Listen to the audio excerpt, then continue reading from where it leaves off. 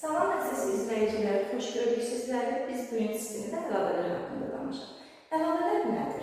Əlavələr aid olduğu cümlə üzvünün, yəni hər bir cümlə üzvünün əlavəsi var və əlavə də aid olduğu cümlə üzvünün mənasını aydınlaşdıran, dəqiqləşdirən, konkretləşdirən bir söz və söz birləşmələridir ki, bunlar özləri də cümlə üzvləri olur. Əgər aid olduğu cümlə üzvü nədirsə, əlavə həmin cümlə üzvü kimi çıxış edə bilir. Sadəcə aid olduğu cümlə üzvünün mənasını aydınlaşdırır, konkretləşdirir. Əlavə həmciz üzv deyil, həmciz üzv sadalanır, bərabər hüquqludur. Əlavə isə aid olduğu cümlə üzvünün sadəcə mənasını izah edir, aydınlaşdırır, açıqlayır bizə. Həmciz üzvlərdə ümumiləşdirici sözlər vardır ki, ümumiləşdirici sözlərdə əlavələr kimi tirədən ayrıla bilir, həmciz üzvlərdən sonra gəlsin. Bu məqamlar bizi çaşdıra bilər, amma ümumiləşdirici söz həmciz üzvlərinin hamısına aid olduğu halda, əlavələr isə öz aid olduğu cümlə üzvlərindən, yəni əlavə mübtədaya aiddirsə, mübtədadan tirə ayrılır. Bu məqamlara fikir vermək lazımdır. Bundan başqa, əlavələrin çox maraqlı xüsusiyyətləri vardır ki, bütün cümlə üzvlərinin əlavəsi var, həmciz isə bütün cümlə üzvlərində, bütün cümlə üzvlərində həmciz ola bilir. Amma əlavələr kitablara da aid ola bilir. Əlavələr söz birləşmələrinin, həm ismi, həm fe'li birləşmələrinin asıl tərəfinə də aid ola bilir, cümlə üzvlərindən fərqli olaraq. Əlavələrdə birinci və ikinci şəxslərdə başlayan cümlə üzvləri mübtəda vəzifəsində olanda bunların əlavələri digər şəxsdə, üçüncü şəxsdə ola bilir. İndi biz bu dediklərimizi misallar əsasında aydınlaşdırıb sizinlə birlikdə fikir mübadiləsi edək. Birinci cümləyə diqqət edək. Biz Qarabağ qaziləri vətən üçün can vurduq. Biz Qarabağ qaziləri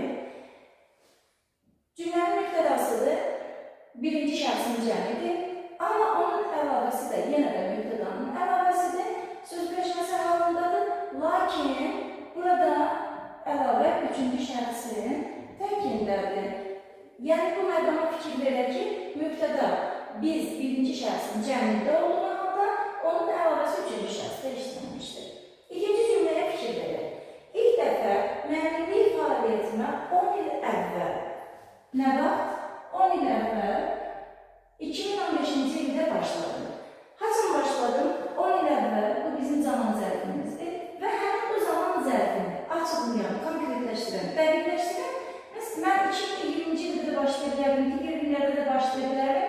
Yəni bunu tamam aydınlaşdırır və zaman zərfi ilə eyni suala cavab verir, eyni cümlə üzvü olur, yəni zaman zərfi olur. Bu incə varlığı, kəpənəyi əlimdə tutmuşdum. Bu incə varlığı, baxın da əlavə intonasiya ilə ayrılır və tirə işarəsi qoyulur. Bu incə varlığı nəyi? Varlığı, hansı varlığı? İncə varlığı, bu incə varlığı nəyi? Kəpənəyi. Tamamlığın əlavəsidir, vasitəsiz tamamlığın əlavəsidir, ondan tirə işarəsi ilə ayrılır. Və incə varlıq əlində çox ola bilərdi, amma məhz söhbət kəpənəkdən getdiyi üçün biz burada əlavəni müəyyən etmiş olduq. Bizim məbədgahımız buradır.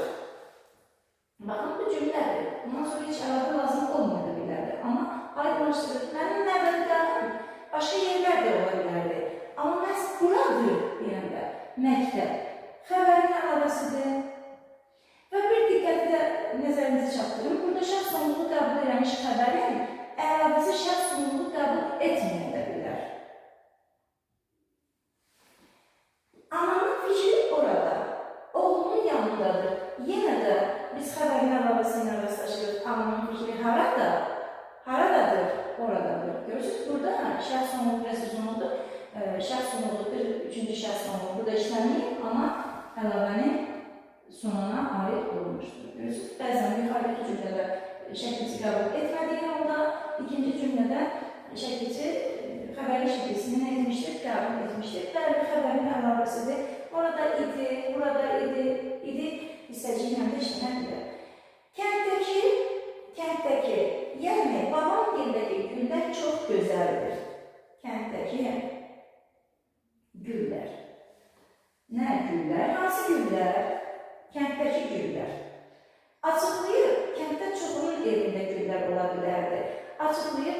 Yəni, davam dildəki güllər. Yenə də təyinin əlavəsidir. Və burada yəni bağlayıcısı ilə açıqlanır. Yəni bağlayıcısından əlbəttə bir intonasiyaya görə vergi qoyulur. Təyinin əlavəsidir. Bizə məzunlara xeyir-dua verən müəllimə borcluyuq.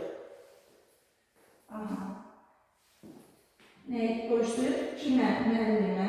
Hansı müəllimə? Məzunlara xeyir-dua verən. Fe'li sifətli təyindir. Biz bilirik fe'li sifət tərkibləmələ gətirir və fe'li sifətli tərkibində asılı tərəfin əlavəsini nə etmiş olur? Görmüş olur. Yəni, burada söz birləşməsinin əlavəsidir. Bayaq dediyim kimi, belə bir cümlədir, Sevdanın qonşumun qızının doğum günü idi. Baxın, Sevdanın qonşumun qızının doğum günü idi. Nə idi? Qonşumun qızının doğum günü idi. Amma burada Sevdanın yerli halının əlavəsi işlənmişdir. Ey gönül çiçəyim, Şuşam, sən azadsan. Bu cümləyə fikir verək. Ey gönül çiçəyim, Şuşam, sən azadsan. Xitabdır. Xitabın əlavəsi ayrıldığı üzrdən nə ilə ayrılır? Dili ilə ayrılır və xitabdan sonra biz durğu işarəsi olaraq vergidən istifadə etmişik. Biz ötən gün, qarlı gündə kənddən çıxdıq. Bu cümləyə diqqətlə fikir verək. Biz ötən gün kənddən çıxdıq. Amma bu qarlı gündə sözü dilə ilə ayrılsa belə əlavəni əvəz etmir. Yəni, haçan sözünü yox, məhz o günün qarlı olduğunu izah edildiyindən burada əlavə sayılmaya da bilər. Hürü nənə, sevimli ağbirçəyimiz həmişə qarnımıza qalır. Həmişə yazmamışım burada nə edir? Qarnımıza qalır. Kim? Hürü nənə. Hürü nənə qarnımıza qalır. Kim? Ağbirçəyimiz. Bir işarəsini qoyaq. Qeyd edək ki, mübtədanın əlavəsi təyin əlavədən, yəni müstəqil işlənə bilər. Burada sevimli sözü təyindir, əlavənin tərkibində olsa belə öz sualını qoruyaraq cümlədə təyin vəzifəsində iştirak etmişdir. Diqqətinizə görə təşəkkür edirəm.